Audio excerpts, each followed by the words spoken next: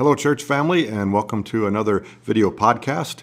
I'm subbing in for Greg while he's out of town, out of the country, actually, so keep him in your prayers. This week, I thought I would jump into a story that we all have a little bit of problems with. We all have a little bit of problem because of our fleshly nature and the way that we maybe we're brought up, or maybe it's definitely our flesh, but we have a problem with conflict sometimes and figuring out how to resolve that in a way that honors the Lord. And we have a prime example here from David. David's kind of a go-to to see how we can kind of recover from making mistakes and also work through some conflict with people. So we pick up our story in 2 Samuel 16. And this is after Absalom, his son, has mounted a coup against him and committed treason, and he's coming in to take over the Jerusalem. So David decides rather than fight, he's going to pick up and take off so that he can spare the life of his people. And he also really doesn't have a heart to fight his son. And so as he is leaving, he comes to a place called Barum, and we'll pick this up in the verse 5 of chapter 16 of 2 Samuel. Now when King David came to Barum, there was a man from the family of the house of Saul, whose name was Shimei, the son of Gera, coming from there. He came out, cursing continuously as he came, and he threw stones at David, and all the servants of King David, and all the people and all the mighty men were on his right hand and on his left. Also Shimei said thus when he cursed, come out, you bloodthirsty man, you rogue. The Lord has brought upon you all the blood of the house of Saul, in whose place you have reigned, and the Lord has delivered the kingdom into the hand of Absalom your son. So now you were one caught in your own evil, because you are a bloodthirsty man. Then Abishai said to King Then Abishai, the son of Zeruiah, said to the king, why should this dead dog curse my lord the king? Please let me go over and take off his head. But the king said, what have I to do with you, you son of Zeruiah? So let him curse, because the Lord has said to him, curse David. Who then shall say, why have you done so? And David said to Abishai and all his servants, see how my son, who came from my own body, seeks my life?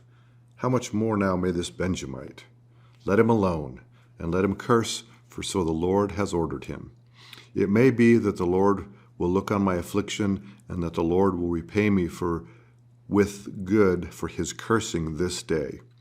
And as David and his men went along the side of the road, Shimei went along the hillside opposite him and cursed as he went, threw stones at him and kicked up dust. And so we have this interesting story here where we see Shimei, who we know is from the house of Saul from verse 5. And so Saul was the king prior to David. And so we know that, here we see Shimei, who's upset because having once been in the house of Saul and with all of the comforts and benefits that afforded, including inheritance and the rest, well, we know that Saul lost his favor with the Lord through his own disobedience and through his own pride. And we know that that's how he lost his kingship. David had been anointed by God to succeed Saul, and David had in fact missed. He didn't miss. He resisted. That's the word I'm looking for. He resisted multiple opportunities to kill Saul because he was the anointed of the Lord. And so it was only after Saul died that David took the throne. So here we have Shimei, who's kicking up dust and cursing and throwing rocks, and he's all upset, and he's making these false accusations against David about him being bloodthirsty and about him being the one who took the throne from the family of Saul, which of course directly affects Shimei, which is really the root of the issue. Shimei lost some measure of favor and support because Saul's no longer king. So he's making all these accusations and trying to stir up the people who were with David against David and making this big fuss. And so it's interesting and very instructive for us to see David's reaction when he says, from verse 11 on, even my son is coming against me. So how much more, this Benjamite is going to come against me. So let him alone. And he turns it over to the Lord. He says, this whatever is of the Lord in this cursing and kicking up dust and stirring dissension and division, whatever is of the Lord, I'm going to respond to that and let the Lord deal with it. And maybe the Lord, as it says in verse 12, will look upon his affliction and repay him for good, for him withstanding that cursing in that day. And so David saw that the Lord was in this, even though it must not have been pleasant to have someone stirring up dissension and division and dust and all of the rest. And so we also see an interesting end to this, or an interesting second chapter when we go to 2 Samuel chapter 19 in verses 15 and 16.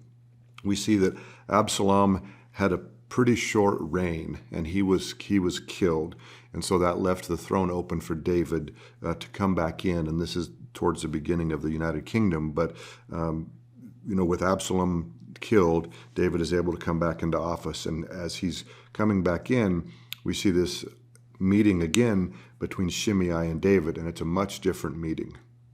So in verse 16 of chapter 19, and Shimei, the son of Gera, a Benjamite, who was from Barum, hurried down and came with the men of Judah to meet King David.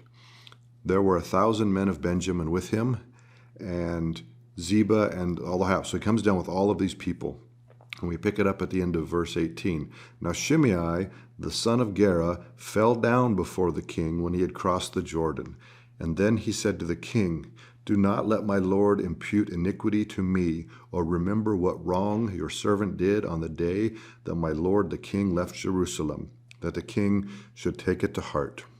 For I, your servant, know that I have sinned. Therefore here I am, the first to come today of all of the house of Joseph, to go down to meet my lord the king. But Abishai the son of Zeruiah answered and said, shall not Shimei be put to death for this, because he cursed the Lord's anointed? And David said, what have I to do with you, the son of Zeruiah, that you should be adversaries with me today? Shall any man be put to death in Israel? For I do not know that today I am the king. For do I not know that today I am the king of Israel? Therefore the king said to Shimei, you shall not die. And the king swore to him. So again, these very different reactions in just a short turn of events. When Shimei realizes, oh, now that King David is back in power, he really does have the authority and the power to put him to death. But King David didn't hold this grudge, right? So we see Shimei's heart turn towards David, admitting his guilt and seeking forgiveness. It was Abishai who's holding the grudge, and he's the one who wants to go for blood. He wants to show Shimei what's up with his revenge. But David doesn't. David shows us a great truth about the power of grace.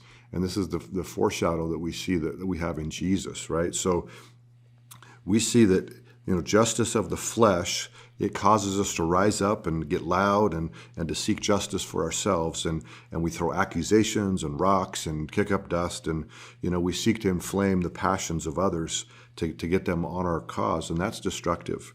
Fleshly justice is about exacting revenge and showing the other person.